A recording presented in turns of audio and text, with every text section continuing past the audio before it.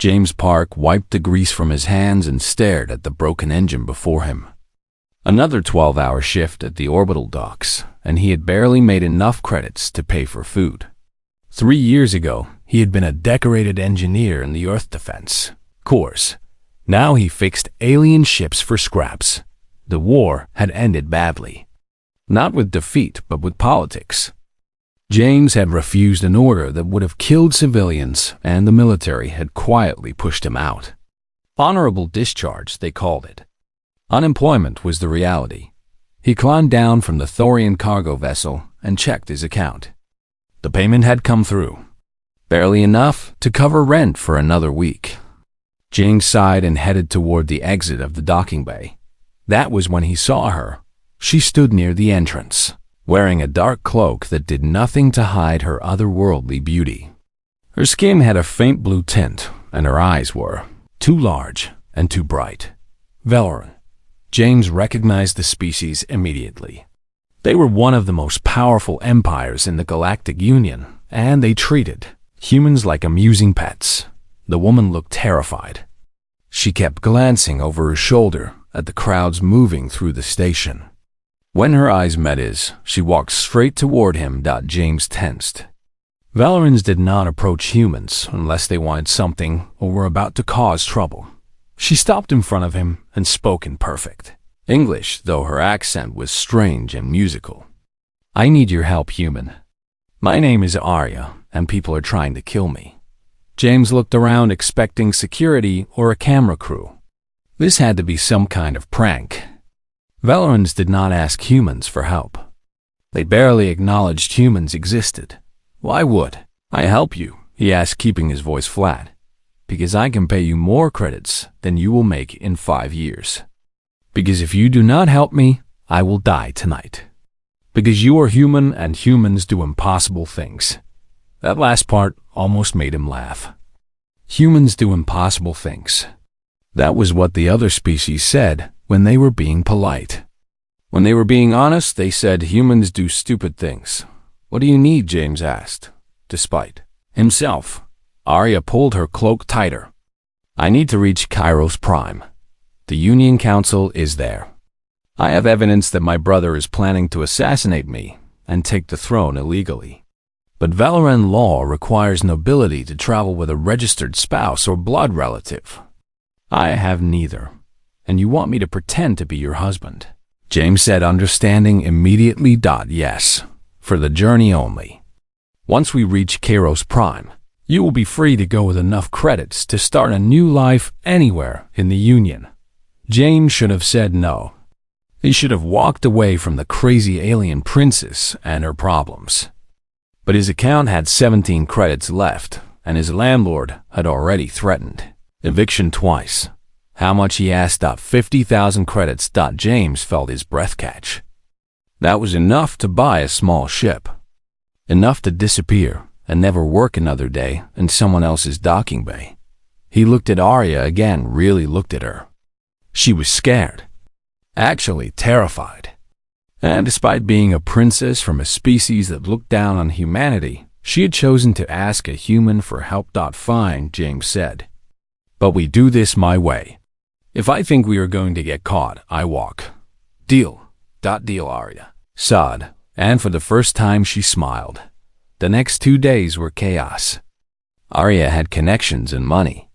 Within hours they had forged marriage documents that claimed James Park, human engineer, had married Princess Arya of the Valoran Third House in a private ceremony. 6 months ago, James learned that Valoran culture was obsessed with hierarchy and tradition. Everything had rules. Everything had procedures. He memorized basic customs. How to bow.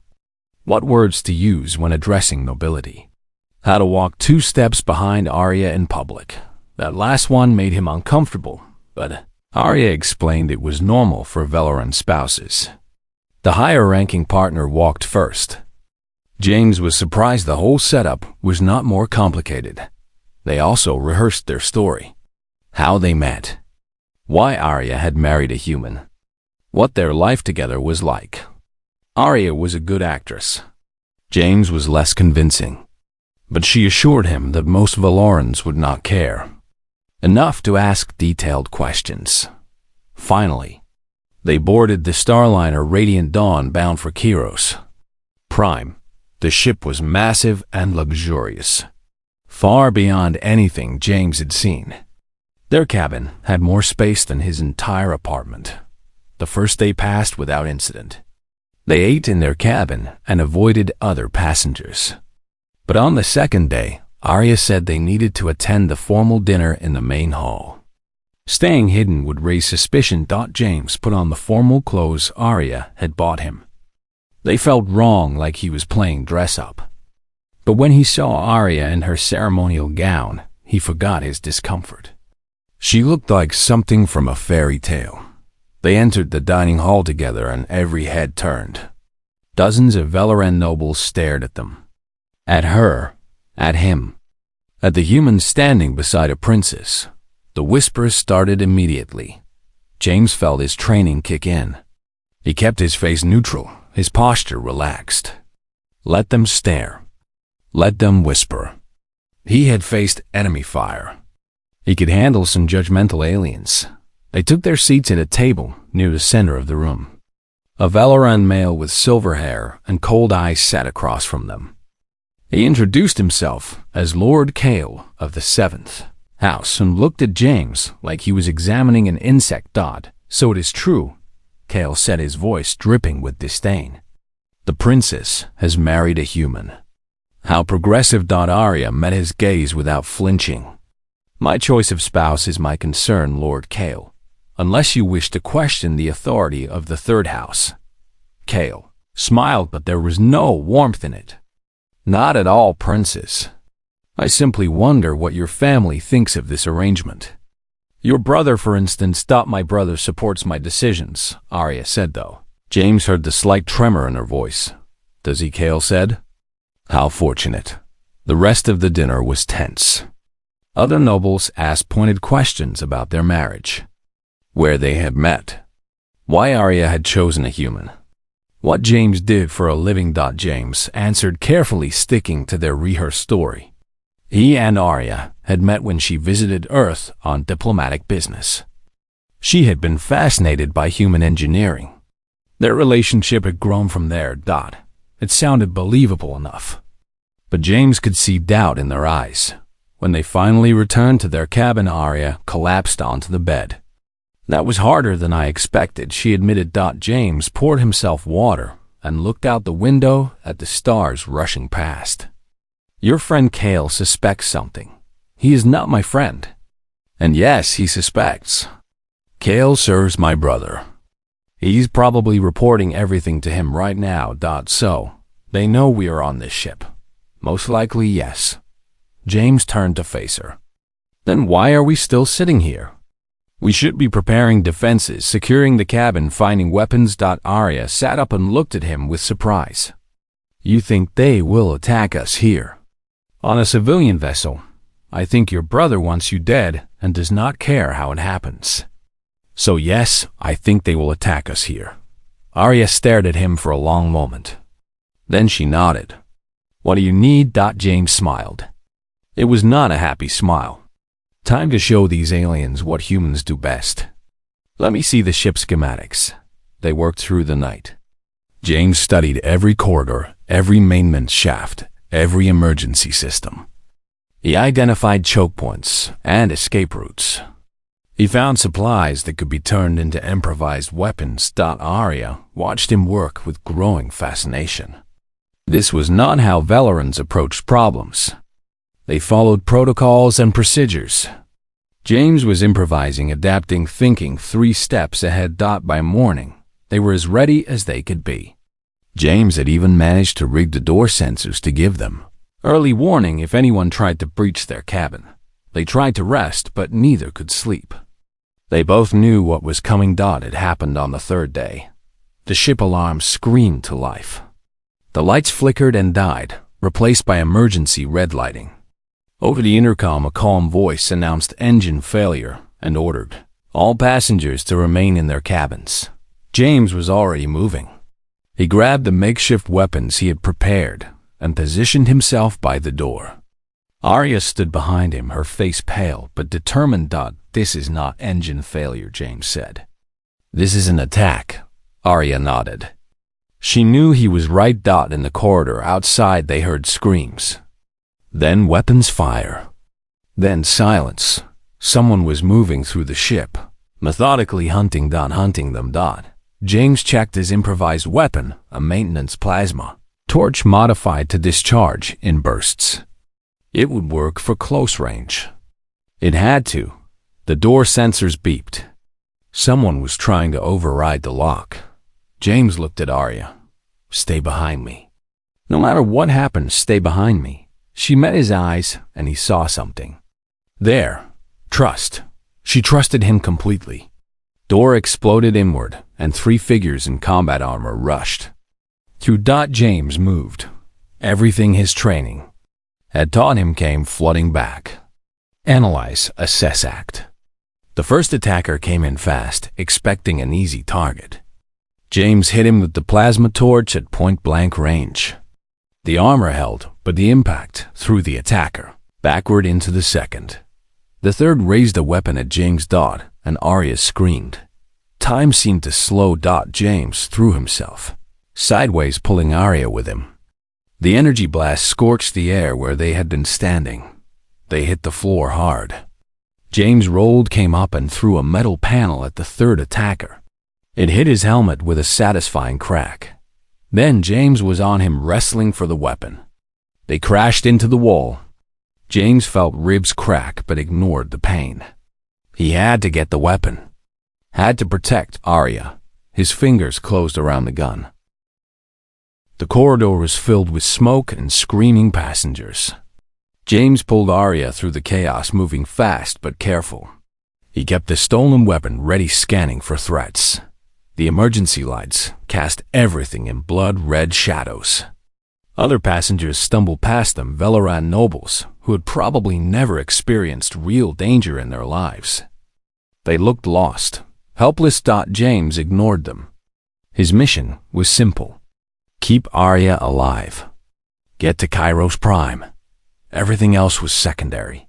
They reached a maintenance junction, and James forced open the access panel. Inside was a narrow shaft that ran between the ship levels. Service corridors that the passengers never saw. In here, James said. Arya hesitated, looking at the dark, cramped space. Her kind valued beauty and elegance. This was neither. Now James snapped. She climbed in without another word.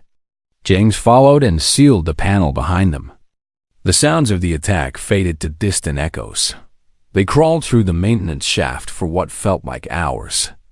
Arya moved slowly, unused to physical labor. James kept checking behind them, waiting for the attackers to figure out where they had gone. Finally, they emerged into a storage bay near the engine section. The room was filled with supply crates and equipment.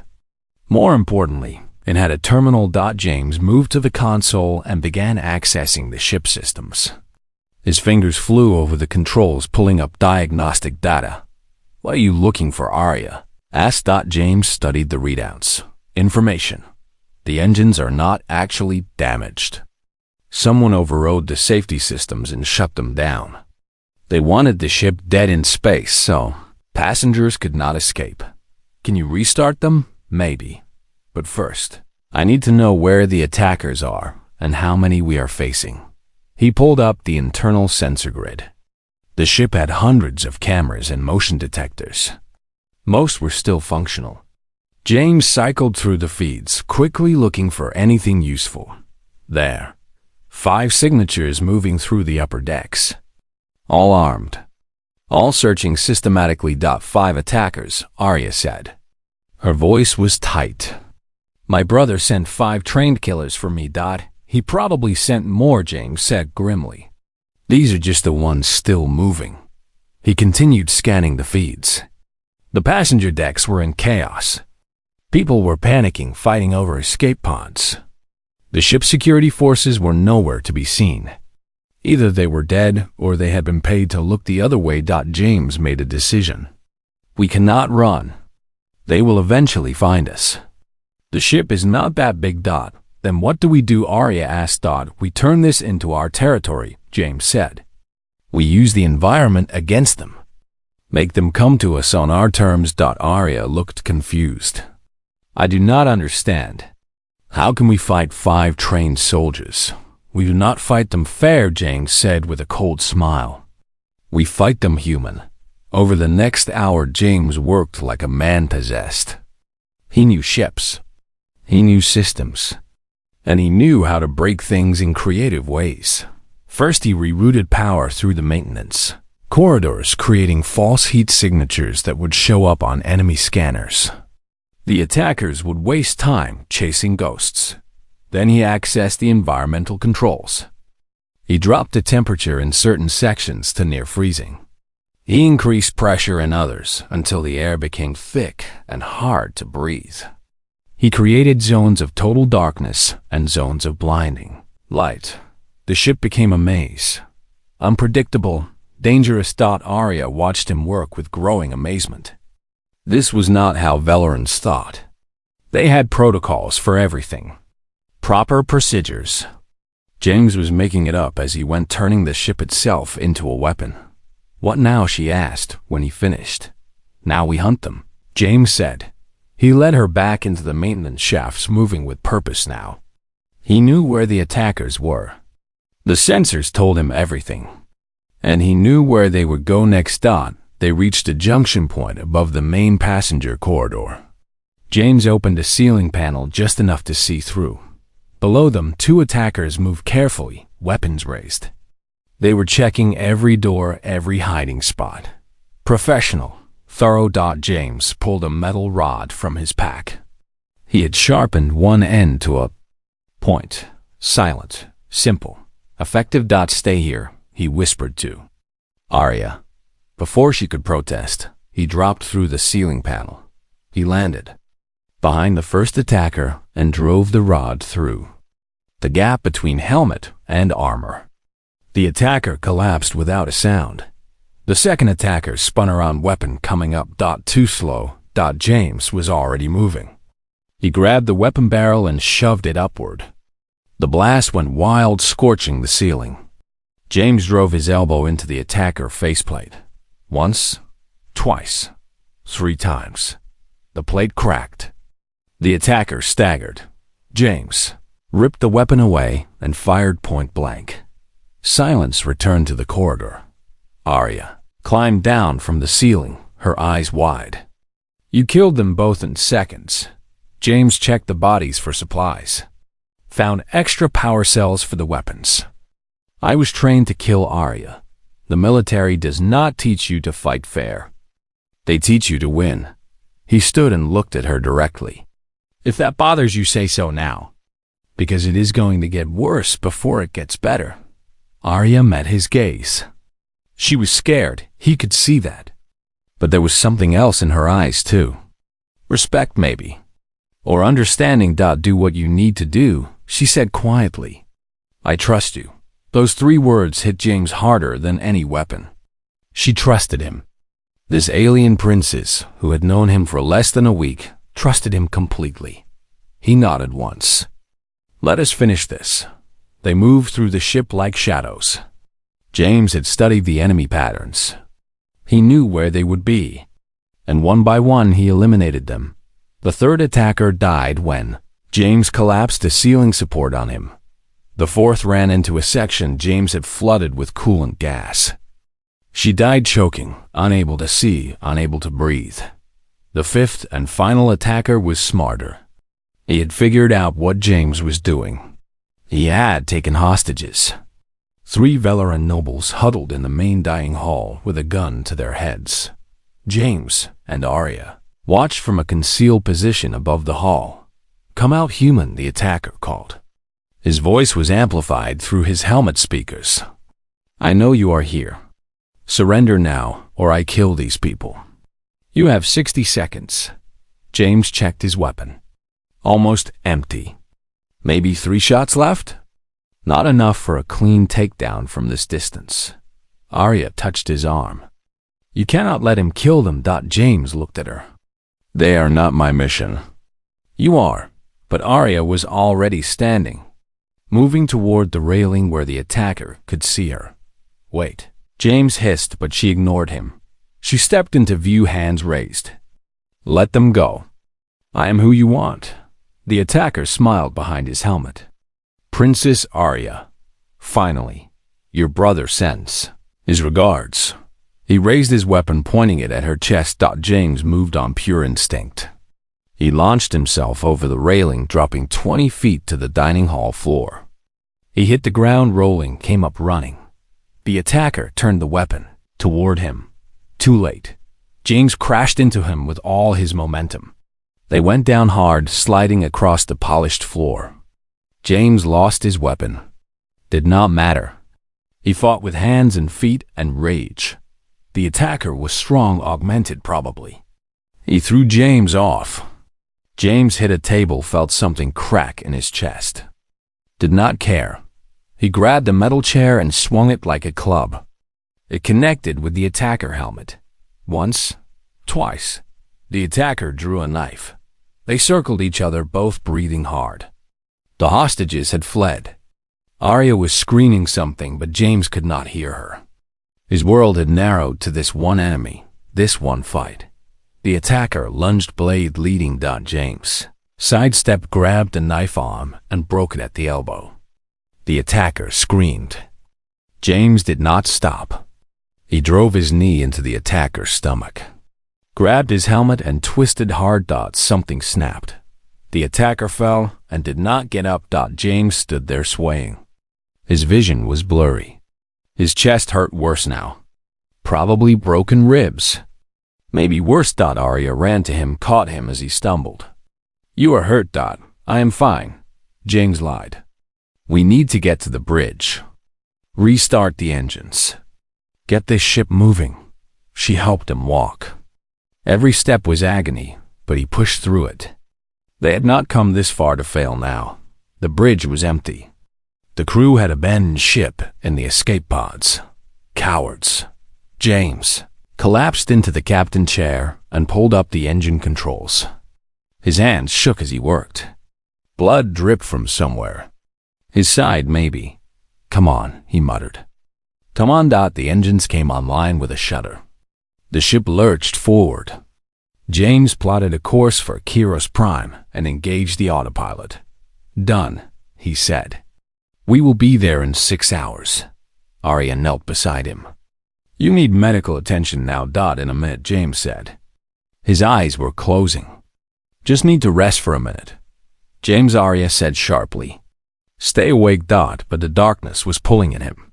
So tired. He had fought so hard. His last thought before unconsciousness took him was that he had kept his promise. Arya was safe. He woke in a medical bay. White lights. Clean air. The smell of antiseptic. Arya sat beside his bed. When she saw his eyes open, she smiled. "Welcome back." "How long?" James asked. His voice was rough. 2 days.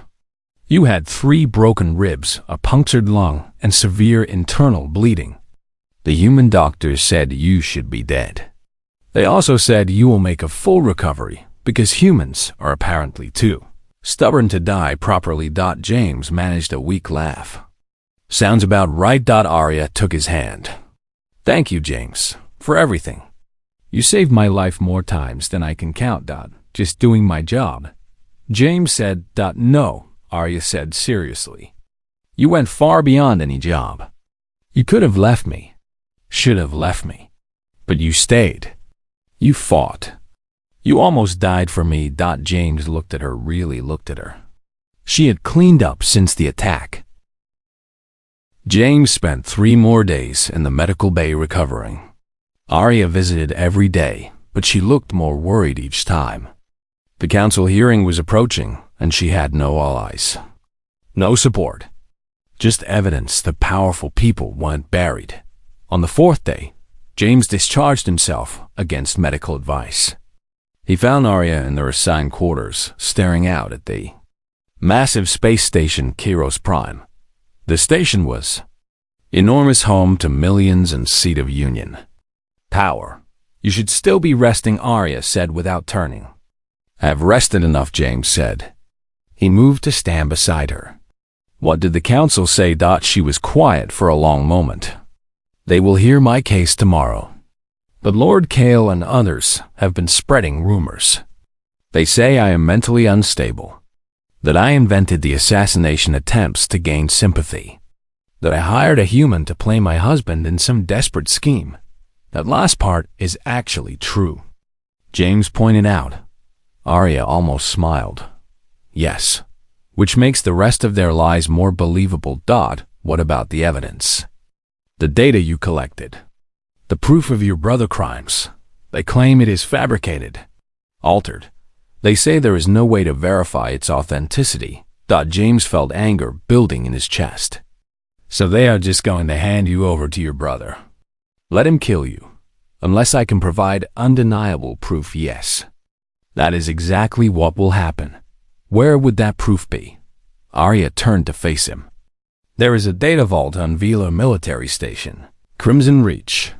It contains all communications between my brother and his conspirators. Original files with encryption signatures that cannot be faked. If we had that, the council would have to listen. Then we get it, James said simply. Arya laughed, but there was no humor in it. James, that station is one of the most secure facilities in Valoran space. It has military ships, soldiers, defense systems. Even if we could reach it, we would never get inside. James crossed his arms. Tell me about the security. And so she did. She described the station layout, the guard rotations, the access protocols, the defensive weapons. As she talked, James listened carefully. He was looking for weaknesses. Every system had them. You just had to know where to look. When she finished, he was quiet for a long time, thinking. It is impossible, Arya said. I know you humans like to attempt impossible things, but this is suicide. Maybe, James said. Or maybe we just need the right team. He pulled out his communicator and started making calls. Old friends from his military days. People who owed him favors. People who, like him, had been pushed out for not following orders blindly. Marcus Lee answered first. He was a pilot who could fly anything with engines. James explained the situation. Marcus laughed and said he was in. Rachel Kim was next. Demolitions expert. She had been discharged for blowing up an ammunition depot to stop it from falling into enemy hands. Command called it reckless. She called it necessary. She agreed immediately. David Cho was the last call. Computer specialist. He had been court-martialed for hacking classified files to expose corruption. Now he lived on the edges of Union space, doing jobs no one else would take. He said yes before James even finished explaining. 3 days later, they all met on Kairos Prime. James introduced them to Arya. She looked overwhelmed. You are all human, she said. James nodded.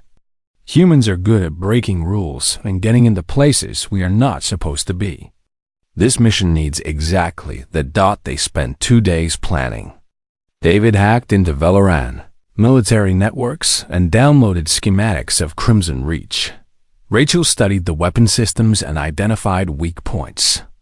Marcus planned flight paths and escape routes. James coordinated everything. He had done missions like this before. Not exactly like this. This was bigger, more dangerous. But the principles were the same. On the 3rd day, they were ready. They left Kairos Prime in a stolen cargo ship.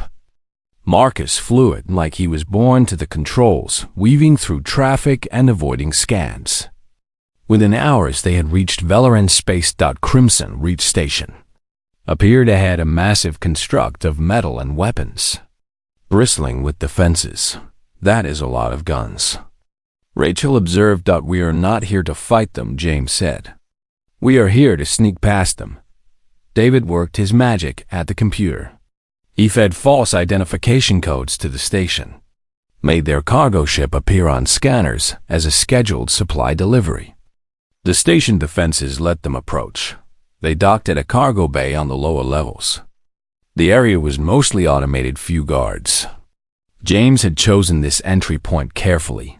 They moved fast. James and Rachel went first, weapons ready. Arya and David followed. Marcus stayed with the ship, ready to run the moment they returned. The station interior was cold and efficient. Everything labeled and organized. Very Valoran. They followed the planned route, staying to maintenance corridors and avoiding main passages. They encountered their first guard at a checkpoint. James dealt with him quickly, silently. The guard never had a chance to raise an alarm. They continued deeper into the station. The vault was in the central core, protected by multiple security layers. David began working on the first door while the others kept watch. "This is going to take time," David said. "These systems are good, Dot. We have time," James lied. They all knew every second increased their chance of detection. David worked for 10 minutes that felt like hours. Finally, the door opened with a soft hiss. Inside was another corridor. More doors. More security. They moved forward. The second door took David 15 minutes. Sweat dripped down his face. "Come on," he muttered.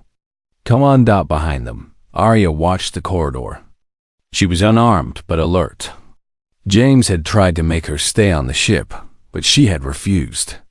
This was her fight too. Dot. The door opened. They were getting closer. The third door was different. Biometric lock. Required Valoran genetic signature to open. James looked at Arya. "Can you open it?" She stepped forward and placed her hand on the scanner. For a moment, nothing happened.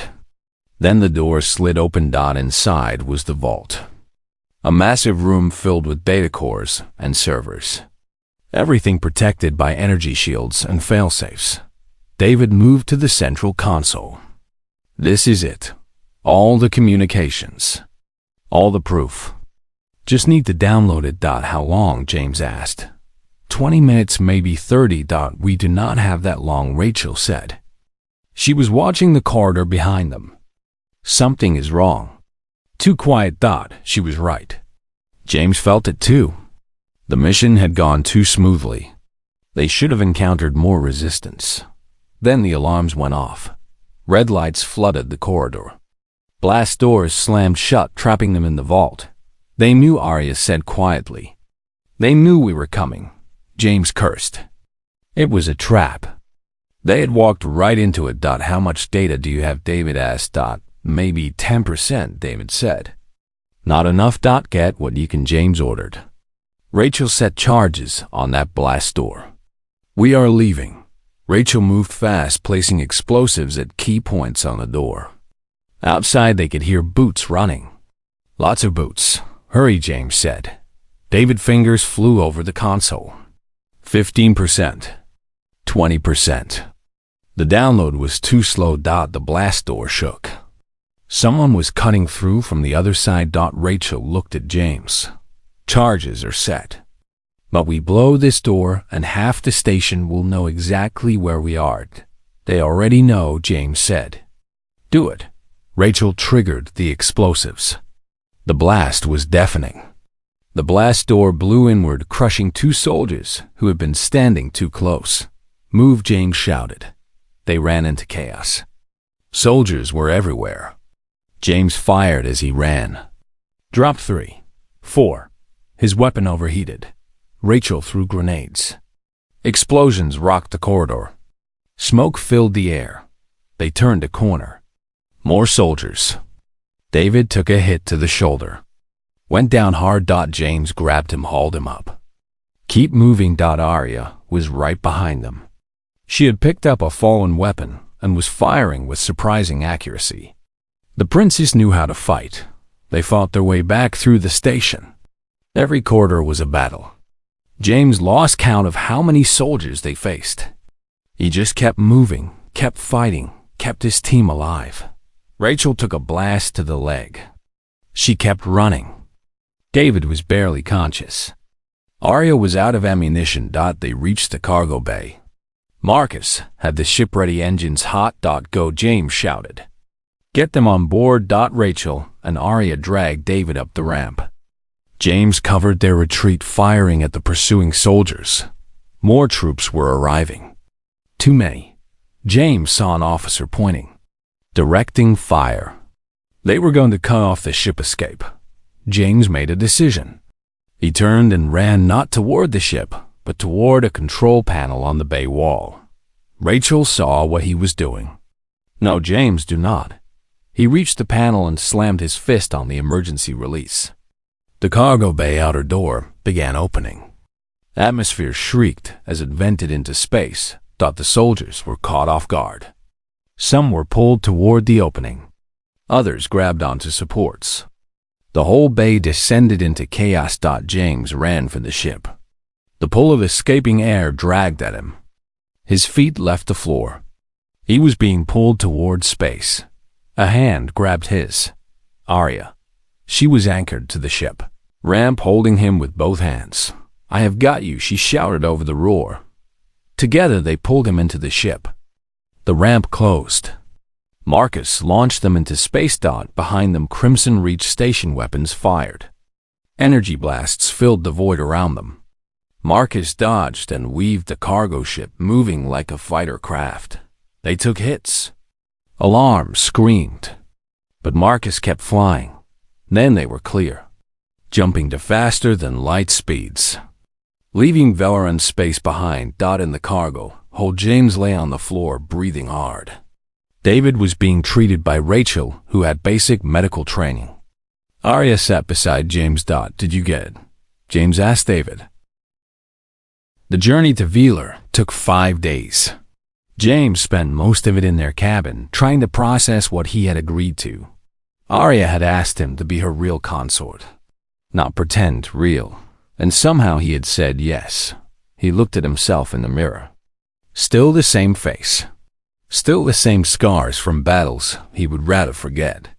Still just James Park. A human who had no business standing beside alien royalty. Arya found him there staring at his reflection. Having doubts, she asked. James turned to face her. "Just wondering what I have gotten myself into." She smiled. "Something impossible. Something that has never been done before." "Very human of you. Your people are going to hate this," James said. "Hate me. Some will, yes. But others will see what I see. Someone who fights for what is right. Someone who does not give up. Someone who makes me better." James wanted to argue, but the look in her eyes stopped him. She meant every word. And maybe that was enough. They arrived at Velar to a mixed reception. The orbital docks were filled with ships. Some flying banners of support for Arya. Others were dark silent. Those belonged to the families who had supported her brother. As their ship descended toward the capital city, James saw Velar for the first time. It was beautiful in a cold, perfect way. Crystal towers reaching toward purple skies. Gardens laid out in precise geometric patterns. Everything ordered. Everything controlled. So different from Earth with its chaos and messiness. James felt very far from home. They landed at the royal palace. A massive structure that looked more like a fortress than a residence. Guards lined the entrance. Hundreds of them. All watching, all judging. Arya took James' hand as they walked down the ship ramp. The gesture was deliberate. Public. A statement. The palace officials were waiting. They bowed to Arya, but their eyes kept flicking to James with barely concealed disgust. One of them, a thin Valoran with silver robes, stepped forward. "Welcome home, Princess Arya," he said. His voice was formal, cold. "The council awaits your arrival. The coronation is prepared. Thank you, Chancellor Rael," Arya said. Then she gestured to James. "This is James Park, my consort. He will be attending all official functions at my side." The Chancellor's face remained neutral, but James saw his eyes harden. "Of course, Princess. Though I must inform you that many in the court question the appropriateness of this arrangement. Then they may question me directly," Arya said, her voice sharp. "I am to be their queen. If they cannot accept my choices, they can leave my court." The Chancellor bowed stiffly and led them inside. The palace interior was overwhelming.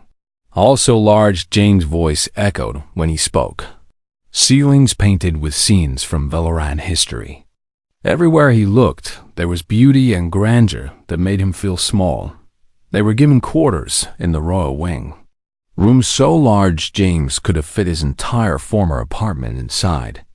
Arya seemed comfortable here, but James felt like he was playing dress-up in someone else's life.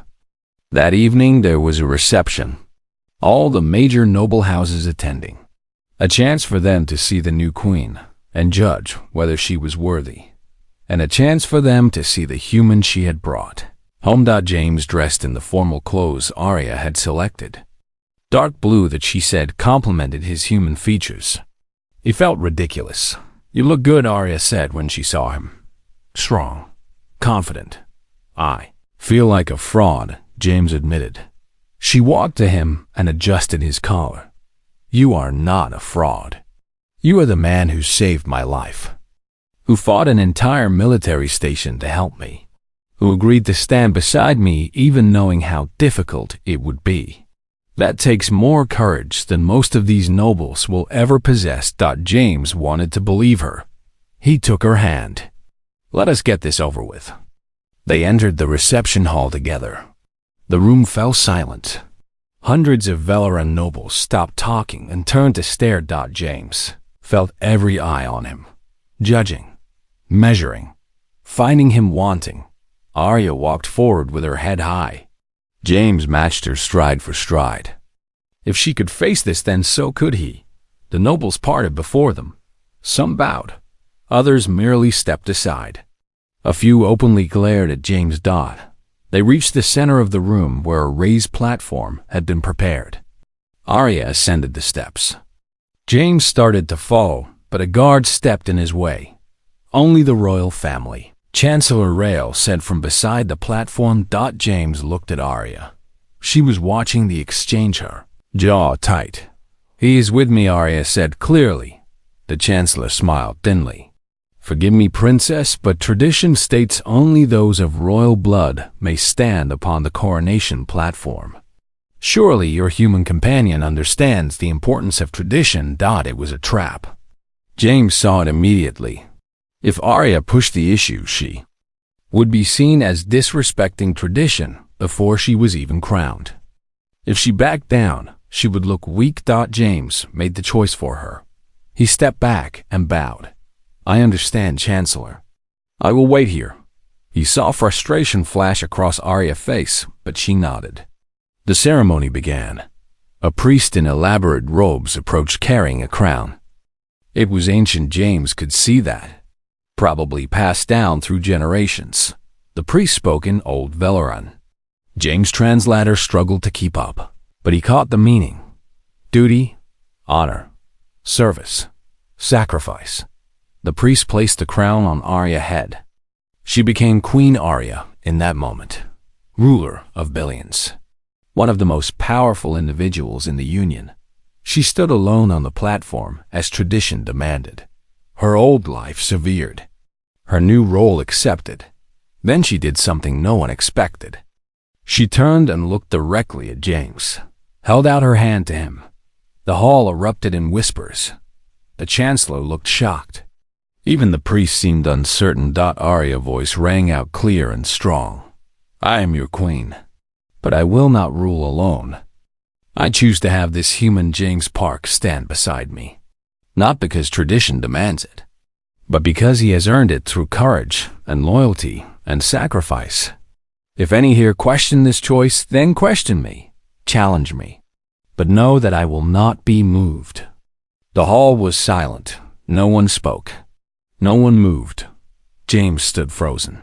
She was really doing this, in front of her entire court. She was choosing him. He looked at her extended hand. If he took it, everything would change. There would be no going back. He would become part of history. A human standing beside an alien queen, or he could walk away, return to his quiet life. Let Arya rule without the burden of a human consort, who would only cause her problems. He thought about everything that had led to this moment. The attack on the ship. The desperate fight through corridors. The impossible mission to Crimson Reach. Arya had trusted him with her life again and again, and he had never let her down. He would not let her down now. James walked forward. The guard did not stop him this time. He climbed the steps to the platform, took Arya's hand. The contact was electric. Her skin was cooler than human, but her grip was strong. Sure. The crowd watched in stunned silence. Then one person began to clap. Then another. Within moments, half the hall was applauding. The other half stood silent, their faces masks of disapproval. Arya smiled. It was done. She had made her choice public. Now, there was no going back for either of them. The Chancellor stepped forward, his face tight with barely controlled anger. "This is highly irregular, Dot. This is necessary," Arya said. "My brother merely destroyed our people with his greed and corruption. He thought only of tradition and power. I will not make the same mistake. I will embrace change. Starting now." She turned to address the crowd, her voice carrying through the hall. "I know many of you have concerns. You wonder if a human can understand our ways, if he can be trusted with access to power. These are fair questions. I do not ask you to accept him blindly. I ask you to judge him by his actions, just as you will judge me by mine." She paused, letting her words sink in. "James Parks saved my life. He helped me expose my brother's crimes. He risked everything for justice. These are the qualities I want beside me as I rule. Courage, loyalty, a willingness to fight for what is right even when it is difficult. If you cannot accept that, then you do not belong in my court." The silence that followed was heavy. Then slowly more people began to clap. Not everyone, but enough. The ceremony continued, but James barely registered it. He stood beside Arya as various officials approached to swear loyalty. Some looked at him with curiosity, others with hostility, a few with something that might have been respect.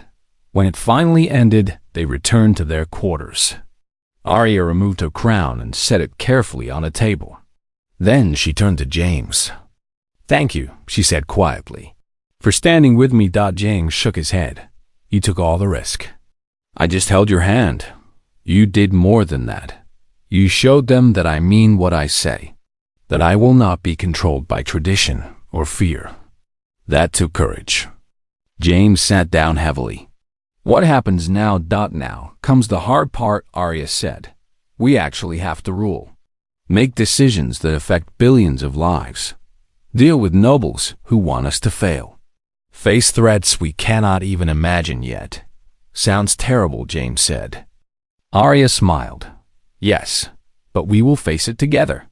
She sat beside him and leaned against his shoulder. James put his arm around her. It felt natural. "Right, do you regret it?" she asked. Saying yes. James thought about it. His old life had been simple, quiet, safe. This new life would be none of those things. He would face danger and politics, and people who hated him just for existing.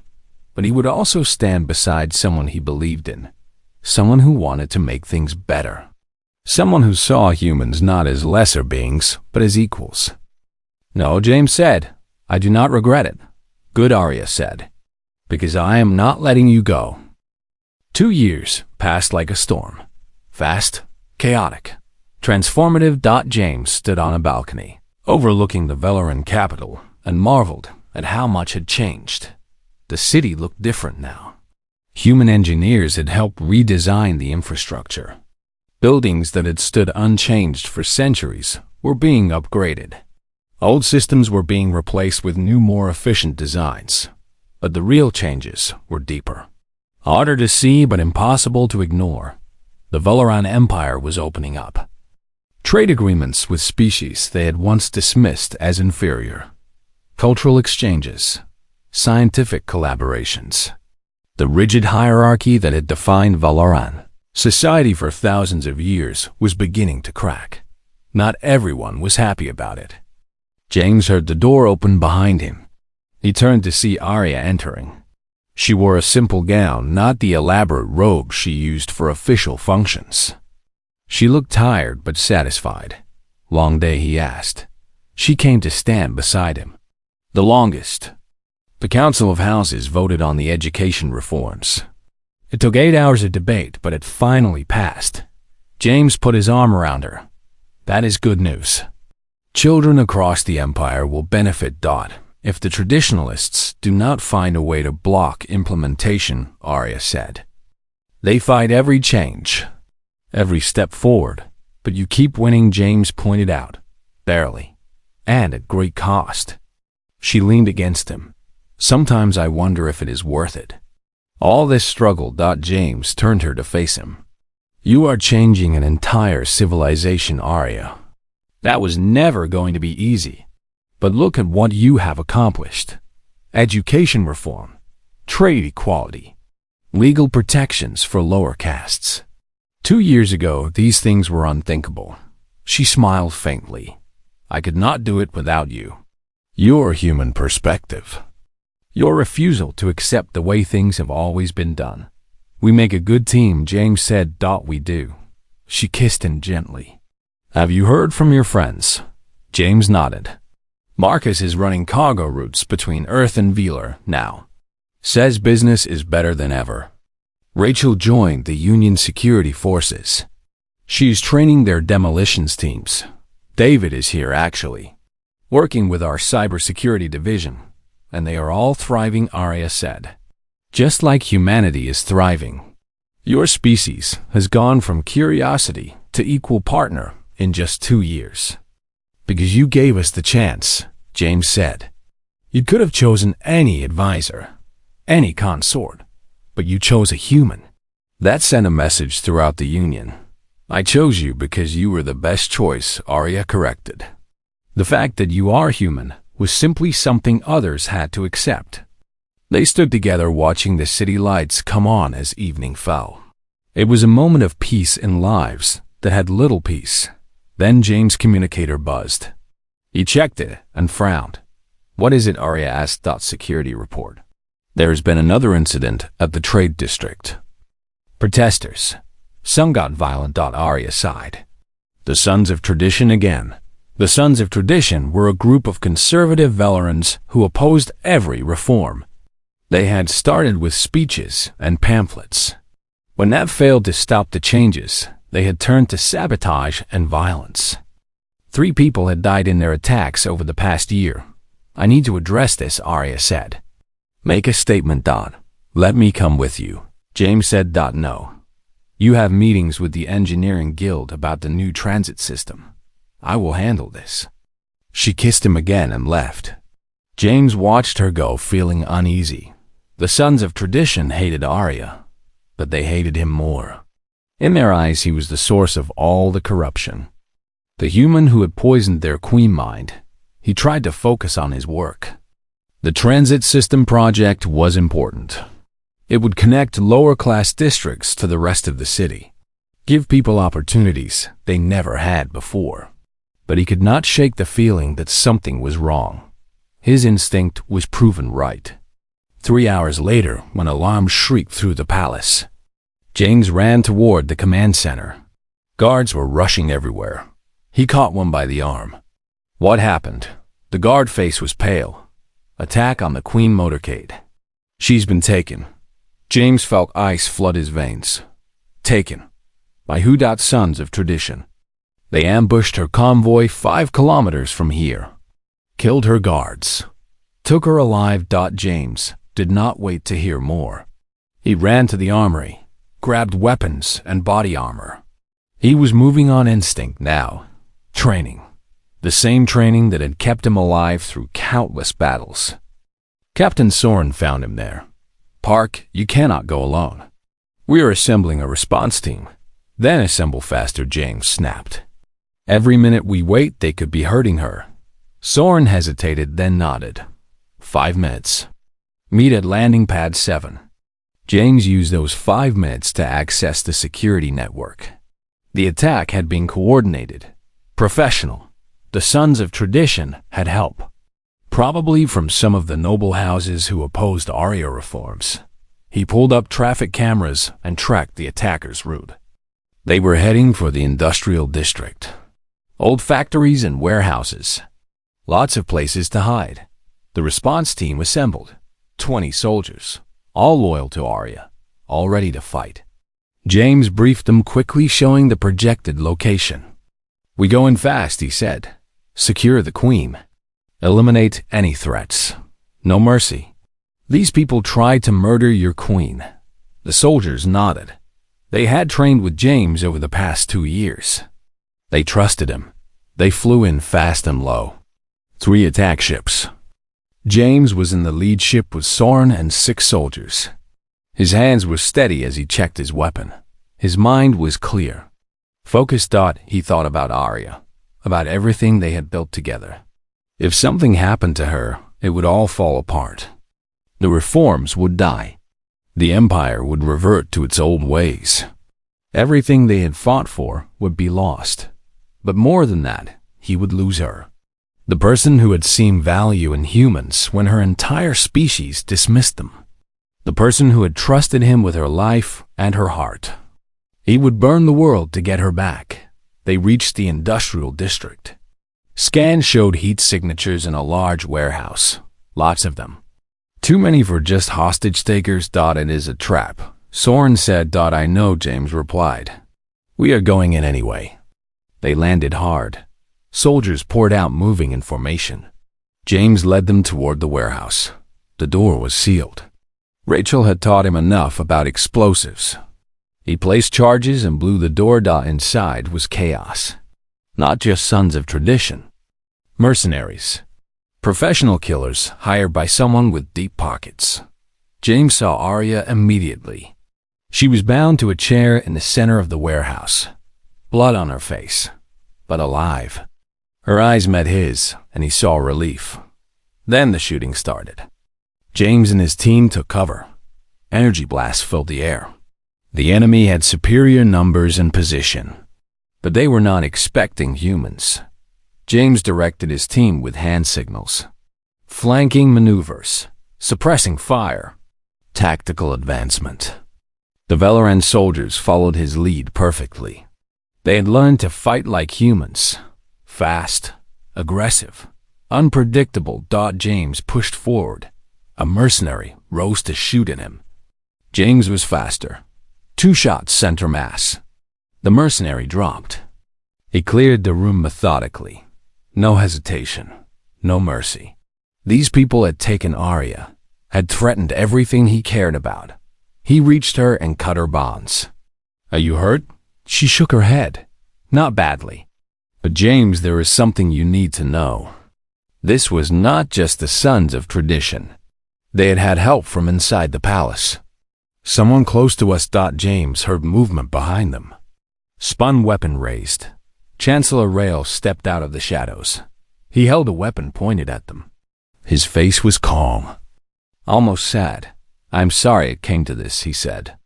"But you left me no choice. Your reforms are destroying everything our people have built, everything we are. You tried to kill me," James said. His voice was cold. "I tried to save our civilization," Rael replied. "You are the disease human. You and your corrupting ideas. Without you, the queen would have ruled properly. With tradition and order." James stepped in front of Arya. "So what now? You kill us both, if I must." Rael raised his weapon. James moved. He was not as young as he used to be, not as fast. But he was fast enough that he tackled Rael as the weapon discharged. The blast went wide. They hit the ground hard. Rael was stronger than he looked, augmented probably. They struggled for the weapon. Behind them, soldiers poured into the warehouse.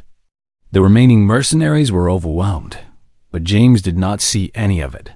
His world had narrowed to this fight. Rael got the weapon pointed at James' chest, smiled. "For Veeler," he said. A shot rang out. Rael jerked, looked surprised, fell. James looked up. Arya stood there holding a dropped weapon. Her hands shook, but her aim had been perfect. "For our future," she said quietly. The aftermath was swift and brutal. Investigations revealed that Rail had been coordinating with 5 major noble houses, all opposed to the reforms, all willing to commit treason to stop them. Arya showed no mercy. The noble families were stripped of their titles, their assets seized. The leaders were tried and convicted. Some were executed, others imprisoned for life. It sent a message throughout the empire. The time for half measures was over. Either accept the new order or be removed. The sons of tradition collapsed without their noble backing. Some members were arrested. Others fled to the outer colonies. Within months, the organized resistance was broken. But Arya was changed by the experience. She became harder, more cautious. She trusted fewer people and kept guards close at all times. James worried about her. One night, he found her standing alone in the palace garden, staring at nothing. "Talk to me," he said gently. She turned to him. "I killed Rail. I ended a life. He was going to kill us both," James said. "You did what you had to do. I know.